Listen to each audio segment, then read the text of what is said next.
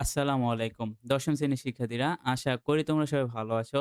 ক সেটের কোয়েশ্চেনটি আপলোড দেওয়ার পরপরই তোমরা আমাকে বলতেছিল, অনেকে রিকোয়েস্ট করতেছিল যে, "স্যার খ সেটের কোয়েশ্চেনটা আপলোড দেন।" তো এখন আমি তোমাদের সাথে খ সেটের আপলোড দেওয়ার কোয়েশ্চেনটি আপলোড দিতেছি। এটা বেশিরভাগ সম্ভব পাঞ্জেরি থেকে আমার এই কোয়েশ্চেনটা লেকচারের বেশি মনে হইতাছে। লেকচার গাইড কোম্পানি কোয়েশ্চেনটা আমার বেশি মনে হইতেছে। তো এটা তোমাদেরকে আমি বইলা দিলাম।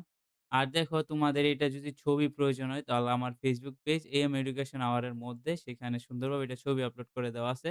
তো এটা দেখতেই পাচ্ছ, এটা খ সেট। তো তোমাদের যাদের খ সেটে এক্সাম হয় তোমরা চাইলে এই কোয়েশ্চেনটা দেখতে পারো। তো দেখো, প্রথমত যে কোয়েশ্চেনটা হচ্ছে, এটা হচ্ছে গিয়ে তোমাদের সেট টু ফাংশন থেকে আসছে। এটা তোমরা দেখে নাও অধ্যায় ২.২ থেকে। তারপরে যে কোয়েশ্চেনটা, এটা হচ্ছে গিয়ে অধ্যায় ১১ আর হচ্ছে অধ্যায় ৩। মানে বীজগণিতিক যে ম্যাথ গুলো আছে, মানে অধ্যায় ১১ আর অধ্যায় ৩ এর যে কম্বিনেশন অনুযায়ী এই ম্যাথটা তৈরি করা হইছে। তারপর দেখো ৩ নাম্বার এই কোয়েশ্চেনটা আসে বৃত্ত থেকে। এটা তোমরা দেখে ইজিলি বুঝতে পারছো। তো ৪ নাম্বারে দেখো, ৪ নাম্বারের কোয়েশ্চেনটাও রেখে এই যে এই কোয়েশ্চেনটা যাদের ক সেটের কোয়েশ্চেনটা আপলোড করছি 10 এর, এইটার মধ্যে এই কোয়েশ্চেনটা হুবহু ছিল। দেখো, খ সেটের মধ্যে এই কোয়েশ্চেনটা হুবহু আছে। তো এই কোয়েশ্চেনটা ভেরি ইম্পোর্টেন্ট। ঠিক আছে? এই কোয়েশ্চেনটা অনেক বেশি ইম্পোর্টেন্ট। এই কোয়েশ্চেনটা তোমরা ভালোভাবে পইড়া যাবে। এটা যে সেটেরই হোক না কেন, তোমরা এই কোয়েশ্চেনটা আসবেই তোমাদের পরীক্ষায়।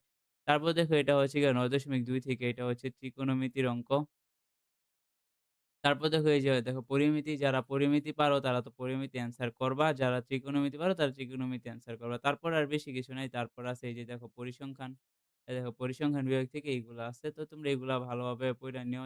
আর যাই হোক, তো তারপর দেখো এই যে তোমাদের সংক্ষিপ্ত প্রশ্নগুলা দেয়া আছে। তো সংক্ষিপ্ত প্রশ্নগুলা ভালোভাবে তোমরা কমপ্লিট করার চেষ্টা করবা আশা করি।